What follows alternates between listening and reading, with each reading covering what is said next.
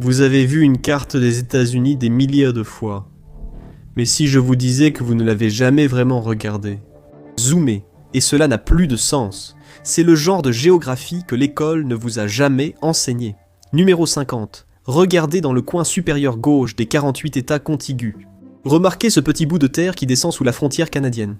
C'est Point Roberts, dans l'État de Washington. Les États-Unis et le Canada ont tracé leurs frontières tout droit le long du 49e parallèle.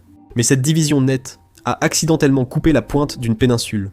Une petite partie était restée américaine, mais elle est séparée du reste de l'État de Washington. Aucune route terrestre directe ne relie au territoire principal. Pour entrer ou sortir en voiture, il faut passer par le Canada, puis revenir aux États-Unis près de Blaine. Environ 1200 Américains doivent traverser 2 frontières internationales pour rejoindre leur État. Les services publics, comme l'eau et l'électricité, proviennent du Canada, et pendant des années, les enfants locaux prenaient un bus traversant un autre pays pour aller à l'école. Les cartes ont des bords, des coins et des côtes, mais un endroit revendique quelque chose de bien plus difficile à trouver. Le numéro 49. Si je vous disais que le cœur de l'Amérique se trouve dans un champ de foin à Lebanon, me croiriez-vous? Eh bien, Lebanon, Kansas, pour être précis. Dans une ville d'environ 200 habitants, il n'y a ni grands monuments, ni attractions touristiques. La plupart du temps, la route de gravier voit plus de vent que de circulation. L'emplacement a été calculé en 1918 lorsque des géomètres ont découpé une silhouette en carton des États-Unis contigus et l'ont équilibrée sur une épingle jusqu'à ce qu'elle trouve un équilibre parfait. Cela est devenu le centre géographique du pays. Aujourd'hui, il n'est signalé guère plus que par une plaque et une table de pique-nique sur l'herbe. La plupart des endroits passent des années à essayer de se démarquer. Celui-ci est accidentellement devenu inoubliable. Numéro 48. Certaines villes se disputent pendant des années pour choisir leur nom. L'une d'elles a tout simplement abandonné. Dans les montagnes de l'ouest du Colorado se trouve No Name. Environ 120 personnes y vivent, à l'est de Glenwood Springs. On pense qu'une équipe d'entretien des routes l'a nommée, après qu'un ouvrier ait laissé le panneau de sortie vide, ce nom étant resté. C'est une belle histoire, mais elle est aussi fausse. Les historiens locaux ont des archives de personnes vivant ici dans les années 1870. L'endroit a été nommé bien avant l'autoroute, d'après No Name Creek et No Name Canyon. La route où il se trouve s'appelle No Name Lane.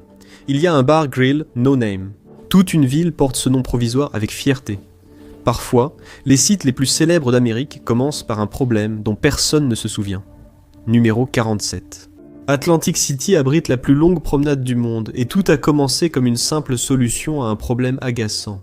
En 1870, le sable de la plage était constamment ramené dans les hôtels voisins. Alors, un propriétaire d'hôtel local a proposé de construire une passerelle en bois le long du rivage. La première version ne faisait que 8 pieds de large, et chaque hiver, des équipes la démontaient et rangèrent les planches jusqu'à la saison suivante. L'idée s'est avérée tellement réussie que la promenade n'a cessé de s'agrandir. Aujourd'hui, elle s'étend sur environ 6 km à Atlantic City et atteint près de 9 km avec la liaison à Ventnor. Mais tout ce qui figure sur une carte ou un drapeau n'existe plus forcément dans le monde réel. Numéro 46. Regardez le drapeau de l'État de Californie, et vous verrez un grizzly traverser le centre. Cherchez ce même ours dans la nature et vous n'en trouverez pas. La Californie abritait autrefois des milliers de grizzlies, mais des décennies de chasse et de piégeage les ont menés à l'extinction. Le dernier ours connu a été abattu dans le comté de Tulare en 1922, et la dernière observation a eu lieu 2 ans plus tard dans le parc national de Sequoia. Puis, ils ont disparu. La Californie n'a désigné le grizzly comme animal officiel de l'État qu'en 1953, près de 30 ans après sa disparition. Ainsi, l'État a choisi comme symbole une créature qu'il avait déjà perdue. Même l'ours sur le drapeau, connu sous le nom de monarque, a passé ses dernières années dans un zoo de la ville. Les lignes sur une carte semblent permanentes, mais la nature n'est pas d'accord. Numéro 45. Le fleuve Mississippi ne veut pas rester au même endroit. Pendant des milliers d'années, il n'a cessé de changer de cours, abandonnant d'anciens chenaux et en creusant de nouveaux. Et cette pression recommence à monter, un peu au nord de Bâton Rouge, en Louisiane. Une rivière plus petite, l'Atchafalaya, offre un chemin plus court et plus raide vers le golfe du Mexique. Et l'eau prend toujours le chemin le plus facile. Cela signifie que le Mississippi aurait dû changer de cours il y a des décennies. Si cela arrivait, Bâton Rouge et la Nouvelle-Orléans pourraient se retrouver près d'un bras mort stagnant, provoquant l'effondrement de l'économie locale. Il suffirait d'une grande inondation pour déclencher ce changement. Seule l'ancienne structure de contrôle du fleuve, en béton et construite par le corps des ingénieurs de l'armée américaine, l'en empêche. Certains des plus grands monuments américains ne sont jamais vus. Numéro 44. Certains des sommets les plus spectaculaires de la côte Est sont cachés sous l'eau. Une chaîne de volcans éteints s'étend sur plus de 1000 miles de la Nouvelle-Angleterre jusqu'aux Bermudes. Le plus ancien mont sous-marin Bear est recouvert de coraux vieux de plusieurs milliers d'années, tandis que d'étranges créatures des profondeurs dérivent dans les eaux froides qui l'entourent. Les scientifiques ne peuvent explorer ces sommets qu'avec des sous-marins robotiques. Il existe des cartes plus détaillées de Mars que de cette chaîne sous-marine. La chaîne s'est formée il y a des millions d'années, lorsque l'Amérique du Nord a dérivé sur un point chaud du manteau, laissant une traînée de montagnes cachées sous l'Atlantique depuis. En matière de taille, certains comtés américains choisissent de voir les choses en grand. Numéro 43. Le comté de San Bernardino est tout sauf ordinaire. Il couvre plus de 20 000 miles carrés. Cela le rend plus grand que 9 États américains. Vous pourriez mettre n'importe lequel des États suivants à l'intérieur de ses frontières. Rhode Island, Delaware, Connecticut, Hawaï, New Jersey, New Hampshire, Massachusetts, Maryland et Vermont. Et il resterait encore de la place. Il s'étend de la périphérie de Los Angeles jusqu'à la frontière du Nevada. Dans certaines zones, un adjoint du shérif peut parcourir 100 miles pour répondre à un seul appel. Beaucoup de grandes merveilles du pays restent cachées car elles sont trop éloignées. Numéro 42. La plupart des gens ne connaissent pas la plus grande forêt tropicale d'Amérique. C'est la Tongass, tout au sud-est de l'Alaska. La forêt elle-même couvre environ 17 millions d'acres. Son ampleur est difficile à imaginer. On pourrait y faire entrer la Suisse ou le Danemark à l'intérieur de ses frontières. Pendant des décennies, la Tongass a été au centre d'une lutte acharnée. Les bûcherons y voient une source précieuse de bois ancien, tandis que les écologistes soutiennent qu'une fois ces arbres disparus, ils ne pourront jamais vraiment être remplacés. Certains étaient déjà présents quand Christophe Colomb navigua vers l'Amérique. Une décision peut façonner une nation pour des siècles. Celle-ci aurait pu être différente. Numéro 41. On croit que Washington, D.C., a toujours été la capitale. Pourtant, après la guerre de sécession, une campagne a visé à la déplacer. La raison en est simple. Une capitale située à l'extrême est avait moins de sens pour un pays qui s'étendait rapidement vers l'ouest. Beaucoup pensèrent que le siège du gouvernement devrait se rapprocher du centre. Ainsi, en 1869, les partisans se sont réunis à Saint-Louis et l'ont présenté comme le remplaçant idéal. Mais à ce moment-là, Washington était devenu trop établi. Le gouvernement avait investi de l'argent dans des bâtiments fédéraux, y compris le dôme du Capitole qui venait d'être achevé. Les politiciens de l'Est n'étaient pas vraiment enclins à les abandonner. L'idée revenait sans cesse, mais elle subissait toujours le même sort. Trop de choses avaient été construites, trop de pouvoir, alors la capitale est restée où elle était. L'histoire ne se déroule pas toujours où on l'attend, parfois elle commence même dans une maison en grès brun. Numéro 40. Le 15-20 Sedgwick Avenue occupe une place particulière dans l'histoire de la musique. Le 11 août 1973, un adolescent nommé Clive Campbell, ou DJ Kool Herc, organisait une fête de rentrée. En mixant, il a remarqué que les gens s'énervaient lors des courts breaks de batterie. Alors il a commencé à rallonger ses breaks, en utilisant 2 exemplaires du même disque pour les boucler. Sans s'en rendre compte, le hip-hop était né. Personne ne savait qu'ils assistèrent à la naissance de quelque chose de spécial. Depuis cette adresse du Bronx, une culture s'est propagée dans le monde entier. Un seul endroit sur la carte a changé la musique à jamais, et la carte a aussi une façon de jouer des tours à des États entiers. Numéro 39. Le Michigan est entouré par le Canada. Au nord, à l'est, au sud et à l'ouest, partout où vous regardez, il y a le Canada. Ça semble impossible. Mais tout cela est dû au Grand Lac. Les 2 péninsules du Michigan entourent l'eau, et les terres canadiennes se retrouvent presque de tous les côtés. Mais ce n'est pas ça le plus étrange. En partant tout droit vers le sud depuis le centre-ville de Détroit, vous quittez les États-Unis en traversant la rivière pour arriver à Windsor, en Ontario. En d'autres termes, Détroit se trouve en réalité au nord du Canada. Aucun autre État n'est cerné de cette façon. Chaque forme étrange sur une carte a son histoire. Celle-ci a un auteur très têtu. Avant de poursuivre notre voyage du jour sur la carte, je voudrais remercier le sponsor du jour, Mintos, une plateforme d'investissement où vous pouvez commencer à investir avec seulement 50 €. Avant d'aller plus loin, clarifions 2 idées reçues sur l'investissement. Mythe numéro 1. Les actions sont le seul moyen de faire croître régulièrement votre épargne. Eh bien, les actions sont volatiles. L'indice américain S&P 500 subit de fortes baisses chaque année, et en 2025, il a chuté de près de 19% avant de se redresser. Cela peut être stressant, et amener de nombreux investisseurs à faire des erreurs coûteuses et émotionnelles. Mythe numéro 2. Les actifs à revenus fixes sont complexes et non destinés aux investisseurs ordinaires. En réalité, investir dans le revenu fixe est plus simple que vous ne le pensez. Le marché européen des investissements alternatifs de détail a presque doublé en seulement 5 ans. C'est là que Mintos entre en jeu. Mintos est une plateforme facile à utiliser qui vous permet d'investir dans des prêts, des obligations et de l'immobilier en seulement quelques clics. L'objectif est simple. Gagner un revenu régulier sans dépendre des hauts et des bas du marché boursier et diversifier votre risque. Les prêts sur Mintos ont offert un rendement net annuel, moyen de 8,8% depuis 2015, ce qui est supérieur à un compte d'épargne. Mintos a été fondé en 2014 et compte plus de 700 000 investisseurs à travers l'Europe, gérant plus de 800 millions d'euros d'actifs pour les investisseurs. Commencez à investir avec seulement 50 € et optez pour une gestion entièrement automatisée, ou prenez le contrôle total. Pour recevoir un bonus de bienvenue exclusif, scannez le code QR ou cliquez sur le lien dans la description. Commencez à investir dès aujourd'hui avec Mintos et faites fructifier votre argent. Numéro 38. Le Missouri a un petit pied étrange qui pend à son extrémité sud, descendant dans ce qui devrait être l'Arkansas. Les gens l'appellent le talon de la botte, et il existe à cause d'un propriétaire terrien obstiné, John Hardman Walker. Lorsque les frontières du Missouri étaient été tracées au début des années 1800, il s'est battu pour que ces terres restent à l'intérieur de l'État. Il a fait pression sur le Congrès pour courber la frontière vers le sud afin de l'inclure. La volonté d'un homme peut façonner une carte. Certains sites emblématiques deviennent si célèbres que personne ne réalise qu'en fait, c'est un mensonge. Numéro 37. Tout le monde pense que le Grand Canyon est le point le plus profond des États-Unis. Hell's Canyon longe la frontière entre l'Idaho et l'Oregon, creusé par la rivière Snake pendant des millions d'années. Il descend à près de 8000 pieds du bord jusqu'à la rivière, soit environ 2000 pieds de plus que le Grand Canyon. Mais les paysages les plus spectaculaires ne sont pas toujours ceux que l'on peut voir. Numéro 36. À première vue, la baie de Monterey en Californie semble calme et sereine. Mais sous les vagues, il y a un canyon d'une profondeur d'1 mile entier. Le canyon de Monterey s'étend sur près de 100 miles le long du fond marin et plonge directement dans l'obscurité totale. Le canyon bouge constamment à cause de glissements sous-marins fréquents qui modifient le fond marin tous les quelques mois. Tout ce qui s'y trouve peut être entraîné vers les profondeurs. Certains chiffres semblent faux, jusqu'à ce que vous voyiez la preuve. Numéro 35. Le Kentucky abrite environ 4,5 millions de personnes. Il possède également environ 16 millions de fûts de bourbon en vieillissement.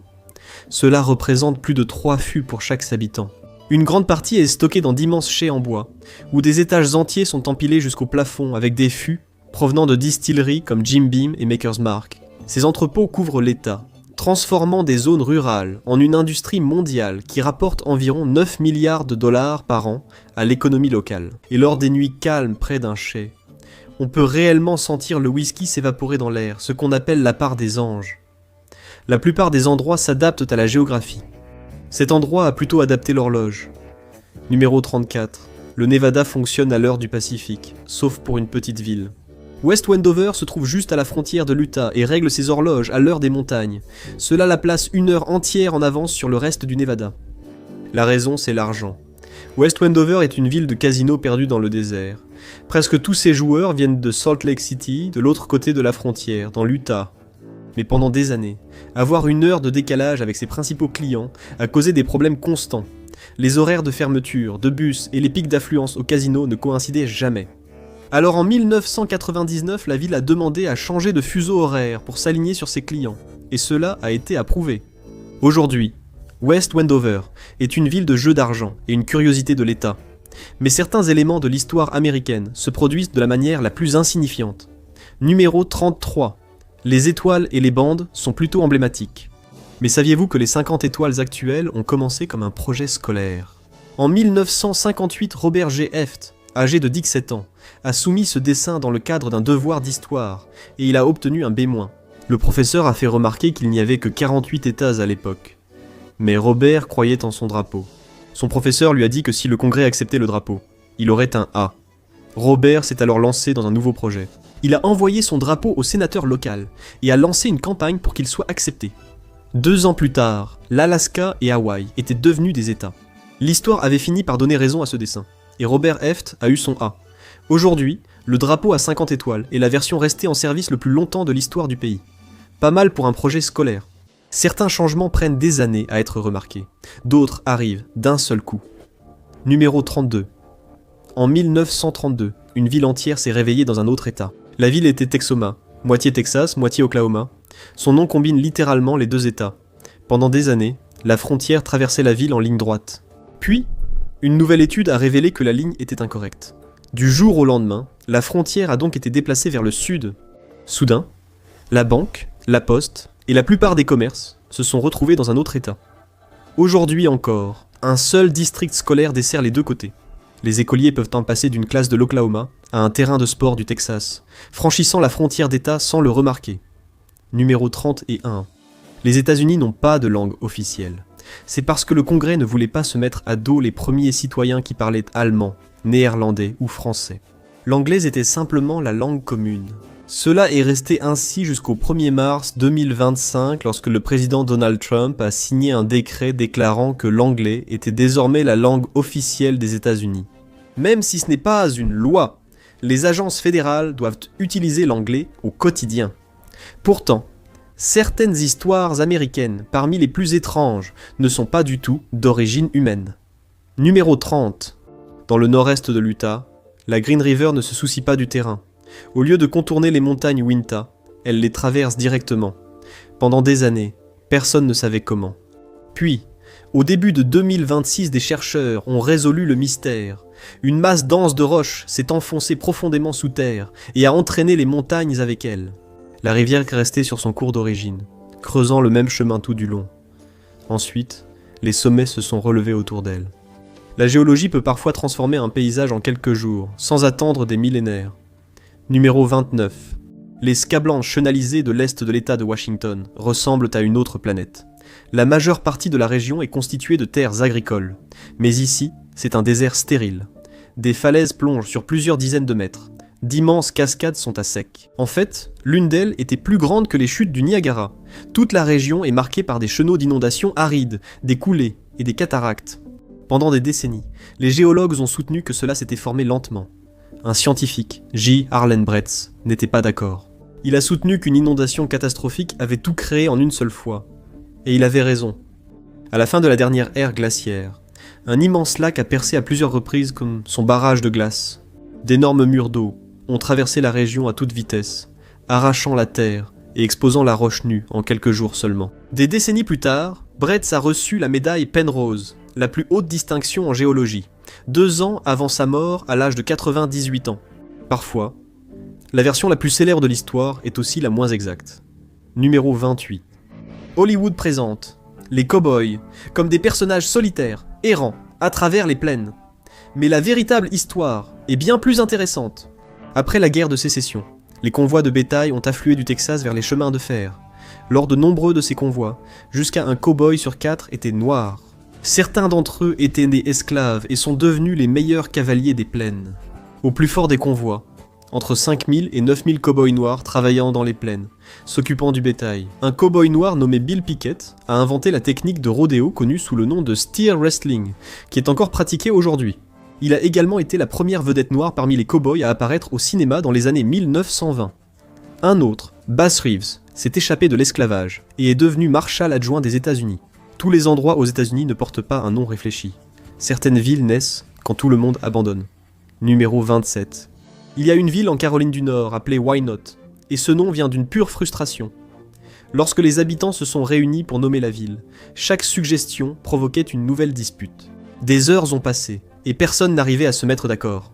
Finalement, un habitant épuisé a levé les bras et a dit « Pourquoi ne pas simplement l'appeler Why Not ?» Tout le monde a approuvé, et l'affaire était réglée. Les visiteurs s'arrêtent souvent pour photographier le panneau avant de poursuivre vers Ira, en Caroline du Nord. Souvent, les meilleurs noms de villes naissent par hasard. Les États-Unis adorent la restauration rapide, rendant cette prochaine entrée d'autant plus surprenante. Numéro 26. McDonald's est l'une des marques les plus reconnaissables au monde, à tel point qu'on a l'impression qu'elle est présente à chaque coin de rue. Il y a plus de 13 000 établissements à travers le pays, mais les bibliothèques américaines sont encore plus nombreuses, avec plus de 17 000 succursales et bibliobus. Pour chaque McDonald's, il y a plus d'une bibliothèque. Dans certaines communautés, elles sont bien plus que de simples lieux de prêt de livres. Certaines prêtent des outils, des graines, des cannes à pêche et des télescopes. On ne trouve pas ça dans un Happy Meal. Des idées sur le nom de ville le plus populaire aux États-Unis. Découvrons-le ensemble. Numéro 25. Si vous décidiez de visiter chaque ville des États-Unis appelée Washington, cela vous prendrait presque 3 mois. Avec 88 villes nommées Washington, c'est le nom de ville le plus répandu aux États-Unis. Ce qui était à l'origine un hommage patriotique est devenu une tendance nationale qui ne s'est jamais vraiment arrêtée.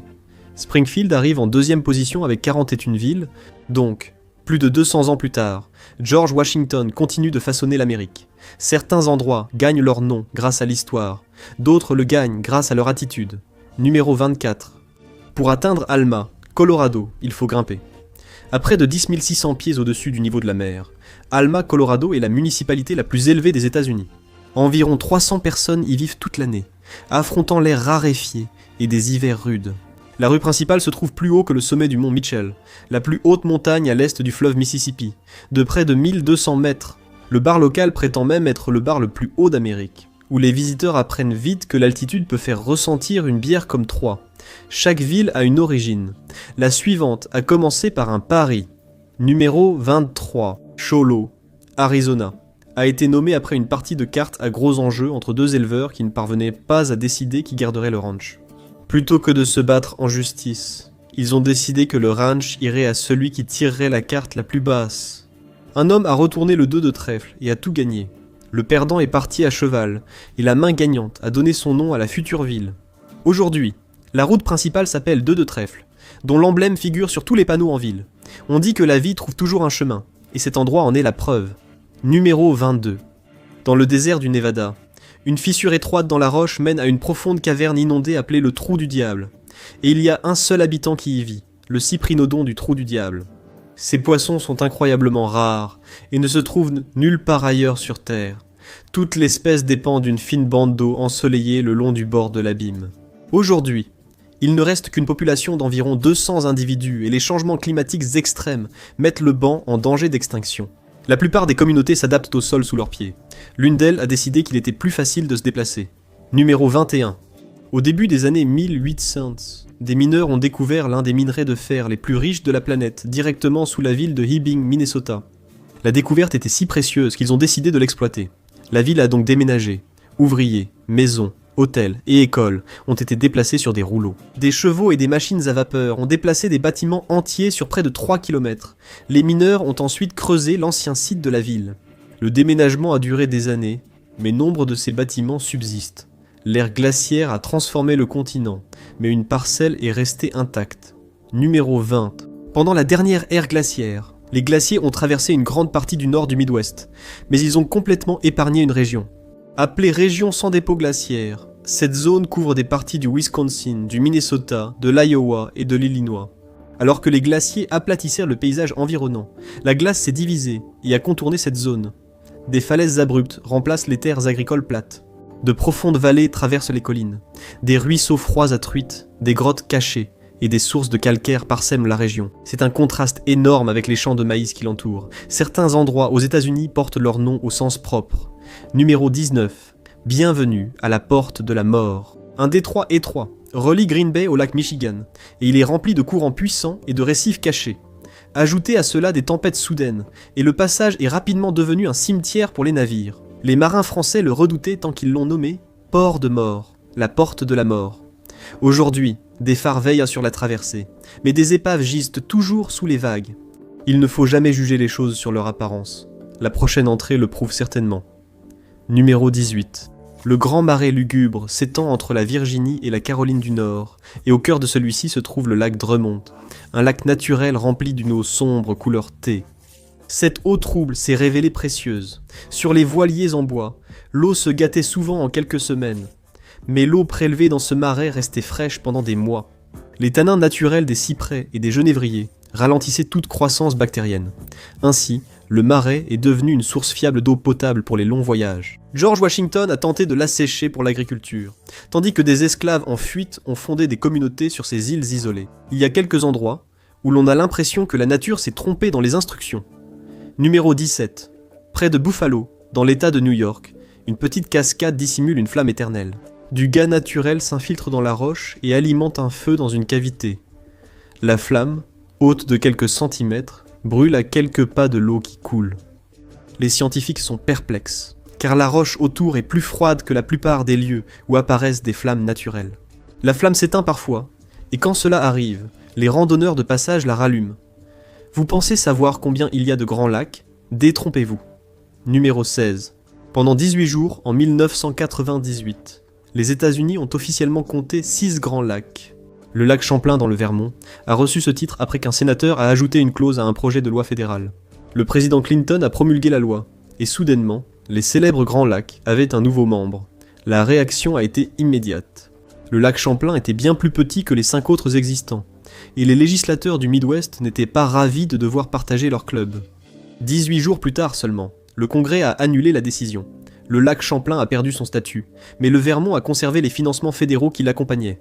Donc, au moins, il y avait un avantage. L'histoire est pleine de moments dramatiques. Cette histoire parle de ce qui s'est passé, après que tout le monde ait cessé d'y prêter attention. Numéro 15. En 1861, une petite communauté de New York a pris une grande décision. Town Line a voté pour quitter les États-Unis et soutenir la Confédération. C'était une décision qui n'avait pas beaucoup de sens. La ville se trouvait près de Buffalo, à environ 1000 miles du sud. Alors que la guerre faisait rage, les gens étaient distraits par le pays qui se déchirait. Tout le monde a donc oublié leur allégeance. Des décennies ont passé, et Town Line n'a jamais officiellement rejoint l'Union. Ce n'est qu'après 85 ans, en 1946, que quelqu'un a posé la question. Le président Truman a même envoyé une lettre encourageant les habitants à régler la question. Les villageois ont donc voté et décidé de rejoindre à nouveau l'Union. Parfois, un problème peut mettre des milliers d'années à se former. Numéro 14. L'eau s'écoule dans le grand lac salé de l'Utah et n'en ressort pas. Ainsi, chaque rivière qui s'y jette y laisse des minéraux. Et comme le lac n'a pas de débouché vers l'océan, ces minéraux ne s'échappent jamais. L'eau s'évapore, mais le sel reste. Au fil des milliers d'années, le lac est devenu bien plus salé que la mer. Les nageurs peuvent y flotter comme des bouchons.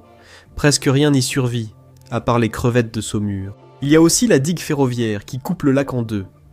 Comme les deux côtés se mélangent à peine, l'un apparaît souvent bleu-vert, tandis que l'autre devient rose vif. Mais tous ces minéraux posent un énorme problème. Au milieu des années 2020, le lac avait atteint un niveau historiquement bas. Le lit du lac exposé a commencé à projeter de la poussière chargée d'arsenic en direction de Salt Lake City, forçant les autorités à la surveiller comme on surveillerait une menace météo. Avec l'augmentation de l'extraction des minéraux, les conditions ne vont faire qu'empirer. Parfois, la nature aime bouleverser les choses. Cependant. Numéro 13. Le lac Mono, en Californie, a construit une forêt de pierres. Des sources riches en minéraux jaillissent à travers le lit du lac, créant d'étranges tours de calcaire appelées tufa. Durant des siècles, elles ont grandi en secret. Puis Los Angeles a détourné les ruisseaux qui nourrissaient le lac. À mesure que le niveau de l'eau baissait, les tours sont apparues, créant toute une forêt de pierres. Finalement, un tribunal a ordonné à Los Angeles de réduire ces détournements d'eau, et le lac a commencé à remonter. La plupart des catastrophes surviennent en une seule journée, mais la prochaine a pris des générations. Numéro 12. Il y a un siècle, l'île de Hollande était une communauté prospère dans la baie de Chesapeake, dans le Maryland. Avec près de 360 habitants, elle avait tout ce dont ils avaient besoin. Des maisons, des magasins, une église, une école et une équipe de baseball. Aujourd'hui, elle a presque disparu. L'île, posée sur de la boue et de l'argile, a été peu à peu engloutie par la baie. Les familles ont alors déplacé leurs maisons en bois vers le continent, au fur et à mesure que la ville diminuait. Une maison a résisté plus longtemps que les autres.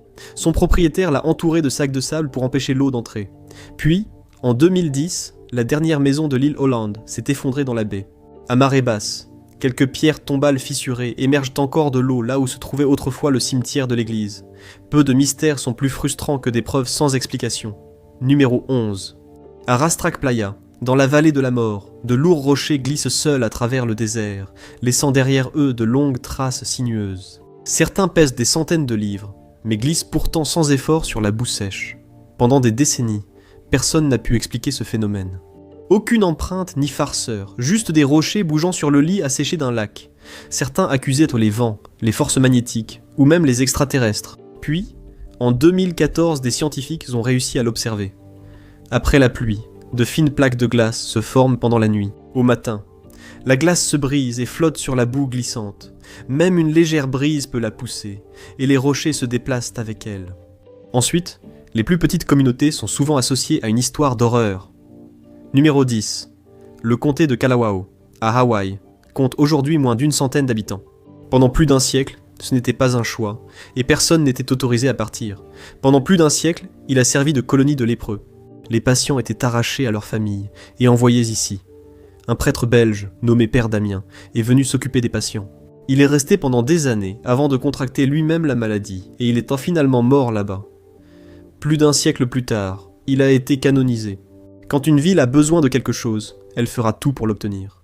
Numéro 9. En 1938, le Massachusetts a effacé 4 villes de la carte. Dana, Anfield, Greenwich et Prescott, toutes disparues. Boston avait besoin de plus d'eau. Alors, l'État a inondé toute une vallée pour créer le réservoir Quabbin. Des familles ont été forcées de quitter les maisons que leurs ancêtres avaient construites. Les bâtiments ont été démolis et les cimetières ont été déterrés. Même les morts ont dû être déplacés. Ensuite, la vallée a été scellée et laissée se remplir. Aujourd'hui, le réservoir alimente en eau potable des millions de personnes autour de Boston. Lors des années très sèches, d'anciennes routes et fondations en pierre apparaissent. Parfois, pour comprendre la carte, il faut la voir d'en haut. Numéro 8, beaucoup pensent que la Géorgie n'est que campagne vallonnée et verger de pêcher. Puis ils découvrent Braston Bold. À environ 1460 mètres d'altitude, c'est le point culminant de l'État. Par temps clair, on aperçoit la Géorgie, le Tennessee, la Caroline du Nord et la Caroline du Sud. Parfois, on peut apercevoir Atlanta à près de 130 km de distance. Les apparences peuvent être trompeuses, et dans ce cas suivant, très trompeuses. Numéro 7. Pando ressemble à une forêt, mais ce n'en est pas une. Répartie sur environ 40 hectares d'une colline de l'Utah, on trouve près de 47 000 trembles. Chaque tronc est génétiquement identique et relié à un seul système racinaire souterrain. Cette immense forêt est un seul organisme vivant. Les scientifiques estiment que ces racines ont survécu des millénaires. En termes de poids, il pourrait être l'être vivant le plus lourd sur Terre, plus lourd qu'une baleine bleue ou qu'un séquoia géant, mais il est menacé. Les serres, la sécheresse et les maladies l'affaiblissent lentement.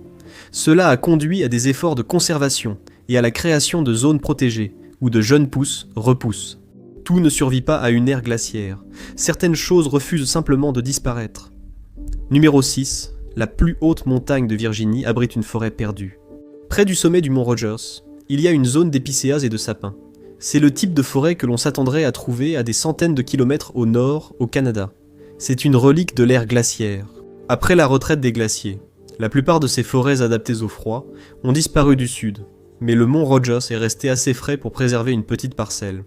Aujourd'hui, les randonneurs du sentier des Appalaches sortent des forêts de feuillus et se retrouvent soudainement entourés d'arbres qui évoquent une forêt nordique. La plupart des villes et cités sont conçues pour le commerce, la circulation ou la croissance. Celle-ci avait un objectif très différent. Numéro 5. Carefree. En Arizona prend son nom au sérieux. Ses rues incluent Easy Street, Poem Road et Nonchalant Avenue. Toute la ville a été conçue pour ralentir le rythme. Construite dans les années 1950 comme refuge loin de la ville, cette ambiance perdure. Ici, donner des indications relève de la plaisanterie. Tournez à gauche sur Easy Street, puis à droite sur Tranquil Trail. Sauf que c'est vraiment l'itinéraire. Ce n'est pas la seule particularité non plus. Le centre-ville possède l'un des plus grands cadrans solaires de l'hémisphère occidental. De temps en temps, une seule erreur peut déclencher une réaction en chaîne que personne n'aurait pu prévoir. Numéro 4. En 1980, une équipe de forage pétrolier a percé le fond du lac Payne en Louisiane et a découvert une mine de sel. Au moment où la foreuse a percé, le lac a commencé à se vider. Un immense tourbillon s'est formé et a englouti la plateforme de forage, puis des barges, ensuite des arbres et une partie d'une île voisine. Un canal a même changé de sens et s'est engouffré dans le trou qui s'agrandissait. Pendant un bref instant, le courant a créé la plus haute cascade de Louisiane. Heureusement, personne n'est mort. Après le chaos, le lac Payne est devenu le plus profond de l'État. Certains exploits, toutefois, comportent un astérisque. Numéro 3. Les points les plus élevés dans la plupart des États se trouvent au sommet d'une montagne, sauf dans le Connecticut. Son point culminant se situe à mi-pente du mont Frizzle. Le sommet réel est juste de l'autre côté de la frontière, dans le Massachusetts. Ainsi, le point culminant du Connecticut se trouve sur la montagne d'un autre État. C'est comme se vanter d'avoir le plus haut immeuble alors qu'on n'a que le 3e étage. Chaque culture a ses histoires et ses légendes, et parfois elles sont fondées sur la vérité. Deuxièmement, Pendant des générations, les peuples autochtones racontaient qu'un pont naturel traversait le fleuve Columbia, permettant de le franchir à pied sec. Pour beaucoup, cela semblait un mythe.